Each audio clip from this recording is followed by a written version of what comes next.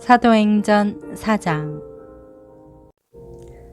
베드로와 요한이 사람들에게 말하고 있는데 제사장들과 성전 경비대장과 사두개파 사람들이 나타났습니다. 그들은 두 사도가 사람들을 가르치며 예수를 들어 죽은 사람의 부활을 전파하는 것 때문에 심기가 몹시 불편했습니다. 그들은 베드로와 요한을 붙잡았습니다. 그런데 그때가 이미 저녁이었기 때문에 다음 날까지 감옥에 가둬놓았습니다. 그러나 사도들의 말씀을 들은 많은 사람들이 믿게 됐고 그리하여 믿게 된 남자의 수가 5,000명쯤으로 늘어났습니다. 이튿날 통치자들과 장로들과 율법학자들이 예루살렘에 모였습니다. 거기에는 대제사장 안나스가 있었고 가야바, 요한, 알렉산더와 대제사장 가문의 사람들도 있었습니다. 그들은 베드로와 요한을 앞에 세워두고 너희가 무슨 권세와 누구의 이름으로 이런 일을 했느냐라고 신문하기 시작했습니다. 그때 베드로가 성령이 충만해 그들에게 말했습니다.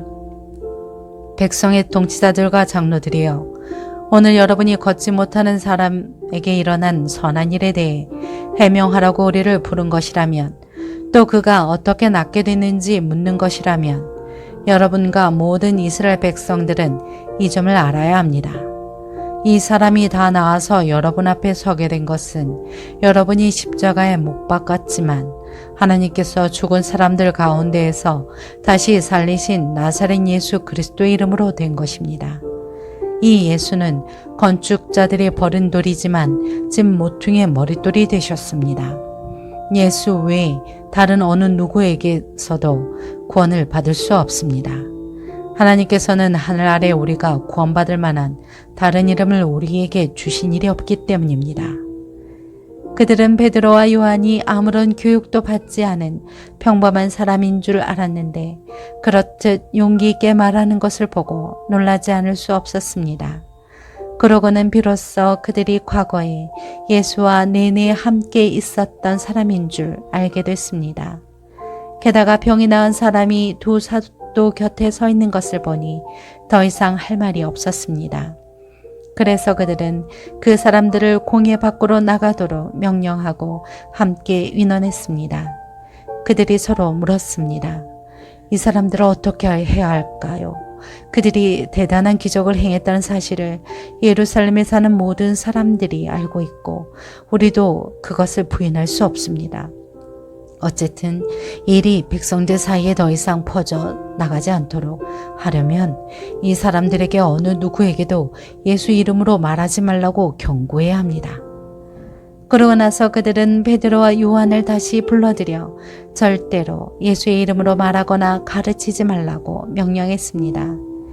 그러나 베드로와 요한이 대답했습니다. 하나님의 말씀보다 당신들이 말에 순종하는 것이 하나님 보시기에 옳은지 스스로 판단해 보십시오. 우리는 보고 들은 것을 말하지 않을 수 없습니다. 그들은 사도들을 다시금 협박하고 나서야 겨우 풀어주었습니다. 그들이 사도들을 처벌할 수 없었던 것은 모든 사람들이 그 일어난 일로 인해 하나님을 찬양하고 있었기 때문입니다. 이 기적으로 병이 나은 그 사람은 40살이 넘은 사람이었습니다. 베드로와 요한도 풀려나자마자 자기 동료들에게 돌아가 대제사장들과 장로들이 한 말을 모두 전해 주었습니다. 그들은 이 말을 듣고 함께 소리 높여 하나님께 기도했습니다. 주여, 주께서는 하늘과 땅과 바다와 그 안에 있는 모든 것을 지으신 분이십니다. 주께서는 주의 종 우리 조상 다윗의 입을 통해 성령으로 말씀하셨습니다. 어째서 민족들이 분노하며 사람들이 헛된 음모를 꾸미는가?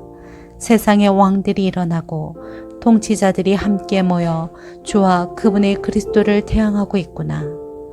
그런데 정말 헤롯 안티파스와 본디오 빌라도가 주께서 기름 부으신 거룩한 종 예수를 반대하며 음모를 꾸미려고 이방 사람들과 이스라엘 백성들을 이 성에서 만났던 것입니다.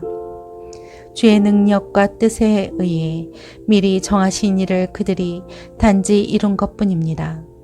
그러니 주여, 그들의 위협을 보고 주의 종들을 도와 주의 말씀을 담대하게 전하게 하소서. 주의 손을 펴서 주의 거룩한 종 예수의 이름을 통해 병을 고치게 하시고 표적과 기사를 행하게 하소서. 그들이 기도를 마치자 모여있던 곳이 진동했습니다. 그리고 그들은 모두 성령으로 충만해져 하나님의 말씀을 담대하게 전했습니다. 믿는 사람들은 모두 한 마음 한 뜻이 됐습니다. 자기 재물을 조금이라도 자기 것이라고 주장하는 사람이 없었고 가진 것을 모두 공동으로 사용했습니다. 사도들은 큰 권능으로 주 예수의 부활에 대해 증언했고 풍성한 은혜가 그들 모두에게 임했습니다. 그들 가운데 부족한 것이 있는 사람은 전혀 없었습니다. 이따금씩 땅이나 집을 소유하고 있던 사람들이 그것을 팔아서 돈으로 가져다가 사도들의 발 앞에 바쳤습니다. 그러면 누구든 필요한 사람에게 나눠주었기 때문입니다. 키프로스 출신의 요셉이라는 르이 사람이 있었습니다. 사도들은 그를 바나바라고도 불렀는데 바나바는 위로의 아들이라는 뜻입니다. 그 사람이 자기의 밭을 팔아서 그 돈을 사도들의 발 앞에 갖다 놓았습니다.